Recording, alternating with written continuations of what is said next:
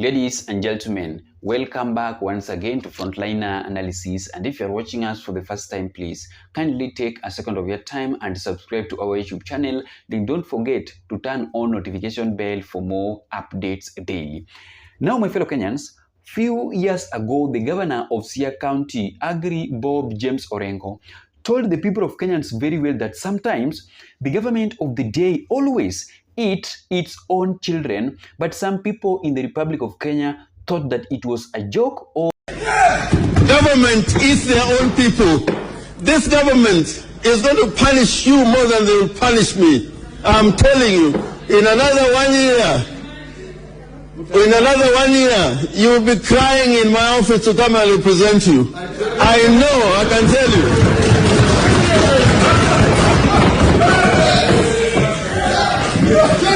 I've appeared for President Kibaki when he was in the opposition. The Republic of Kenya thought that it was a joke or it was just a political differences in the Republic of Kenya between the government of the day and opposition leaders. But nowadays, we always witness with our own eyes and ears without being told that so and so have been murdered by the government or have been murdered by any individual in the Republic of Kenya, where besides that one also, you need to understand that more than 80% of politicians in the Republic of Kenya that have died have not died a natural death, but they have died a political differences death in the Republic of Kenya. It is always a political differences, but not a natural death. Where, as I am talking to you right now, there is a serious assassination plan in Western region between Moses Masika Wetangula, who is the Speaker of the National Assembly, and Majimbo Kalasinga in Kabuchari constituency. And before we proceed with that update, allow me to play for you 2 clips of the video on some of the Kenyan politicians who have been assassinated since 1965 just because of political differences in the Republic of Kenya, so that you can understand that this country of Kenya need a serious change for us to improve our economy and also our development in the Republic of Kenya, and also to make sure that Kenyan politics is not expensive and also risk as we are facing the next general election. And before you watch the video, ensure that you like our videos. When you like the video, you automatically shows your support on what we are doing on this platform. Thank you so much for that support of the like, and you can watch the video. Hii ni orodha wanasiasa waliouawa kwa mtutu wa bunduki nchini Kenya tangia mwaka wa 1965. Katika nafasi ya 9 ni aliyekuwa mbunge wa Kasipul Charles Ong'ondo Were aliyeuawa mwaka wa 2025. Katika nafasi ya 8 ni aliyekuwa mbunge wa Kabete George Muchai aliyeuawa mwaka wa 2015. Katika nafasi ya 7 ni aliyekuwa mbunge wa Ainamoi David Kimutai To aliyeuawa mwaka wa 2008. Katika nafasi ya 6 ni aliyekuwa mbunge wa Embakasi Mugabe Were aliyeuawa mwaka wa 2008. Katika nafasi ya 5 ni aliyekuwa mbunge wa Kilome Tony Ndilinge aliyeuawa mwaka wa 2001. Katika nafasi ya 4 ni aliyekuwa waziri wa mambo ya nje Robert Ouko aliyeuawa mwaka wa 1990. Katika nafasi ya 3 ni aliyekuwa mbunge wa Nyandarua JM Kariuki aliyeuawa mwaka wa 1975. Katika nafasi ya 2 ni aliyekuwa waziri wa haki na masuala ya kikatiba Tom Mboya aliyeuawa mwaka wa 1969. Na katika nafasi ya kwanza ni aliyekuwa mwanahabari na mwanasiasa Gama Pinto aliyeuawa mwaka wa 1965. Hii ni orodha ya wanasiasa 8 tajika ambao wameaga dunia mwaka wa 2024. Katika nafasi ya 8 ni aliyekuwa mbunge wa Bomachoge Simon Ongari. Katika nafasi ya 7 ni aliyekuwa mbunge wa Bonchari Zebedi Opore. Katika nafasi ya 6 ni aliyekuwa mwakilishi wa kina mama kaunti ya Tharaka Nithi Beatrice Nkatha. Katika nafasi ya 5 ni aliyekuwa mbunge wa Alega Usonga Olo Aringo. Katika nafasi ya 4 ni aliyekuwa mbunge wa Kimilili Suleiman Murunga. Katika nafasi ya 3 ni aliyekuwa MCA kutoka maeneo ya Murang'a Mark Wainaina. Katika nafasi ya 2 ni aliyekuwa MCA kutoka kaunti ya Kiambu Ezra Kihara. Na katika nafasi ya kwanza ni aliyekuwa naibu gavana wa Lamu Raphael Ndung'u, ambao wote wameaga dunia mwaka wa 2024. So that is what is happening. That is what have been happening since 1965, where many Kenyan politicians have died a political death, but not a natural death. And again, before we proceed, let me play for you this video from Majimbo Kalasinga narrating how the Speaker of the National Assembly, Moses Masika Wetangula, is planning to assassinate him each and every day because of by-election that is going to happen early at the end of November month on 27th. This is the video. My speaker chose to speak in vernacular. My good speaker, Honorable Moses Wetangula, whether you spoke in vernacular, you can't get away with it. You can't get away with this. We can even interpret French into English. We can interpret Jaluo into English. We can interpret Kikuyu into English. I want the security organs to interpret the speech of Honorable Moses Masika Wetangula when he addressed delegates of Fort Kenya in his home in Kandui. In the essence, what he said is, during this by-election of 27th of November, Majimbo Kalasinga, we shall reach the election kama amevuka. Sijui kama ni kuvuka kwenda mbinguni ama kwenda Uganda. Na kura zitapikwa hapa Twele Kabuchai Ward, where I am a voter. I have a right to vote.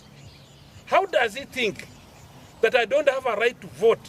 I should be either in Uganda or heaven, or where he meant. Can he come out clear and tell Kenyans what he meant by saying atavuka ngambo in vernacular, in my language, Bukusu, my party leader? You can't get away with it. It must be explained, and I'm asking IG Kanja to quickly call for these clips and sit and analyze word by word, interpret word by word, and come to tell Kenyans if Majimbo Kalasinga is safe or not. If the candidate who is not a Fort Kenya candidate on the ballot is safe or not.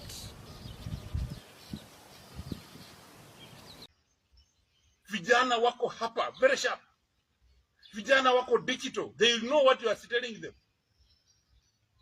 Chama Fort Kenya ni vibaya sana kufrustrate the MP, who is the only hard-working MP in the county.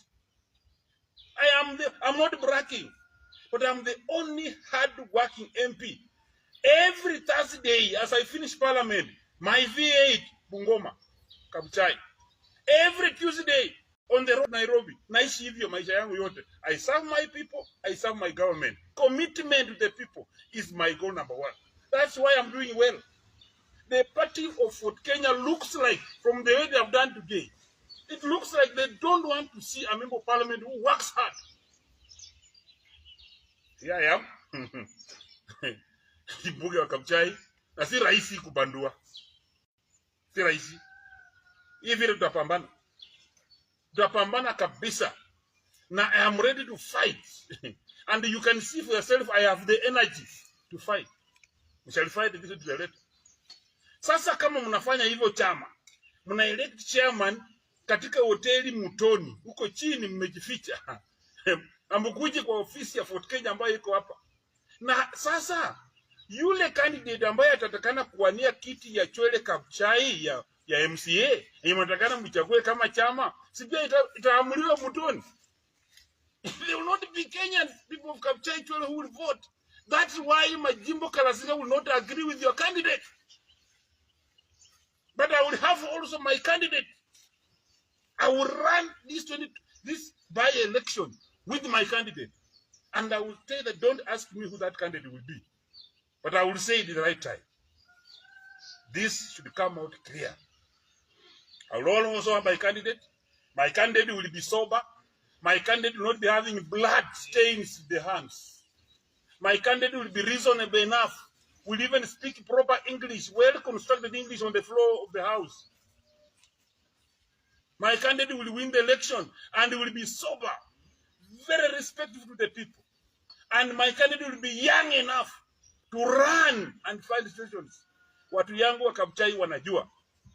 Inafanya maendeleo sana. Lakini inafanya maendeleo na hii mkono, inafanya maendeleo na hii inapigana vita. I cannot use one hand to develop, another hand to fight. I need both of my hands to do development. That's why I may need an MCA who will also need to understand that I need to work together to move this constituency forward. Fort Kenya, I'm putting you on notice.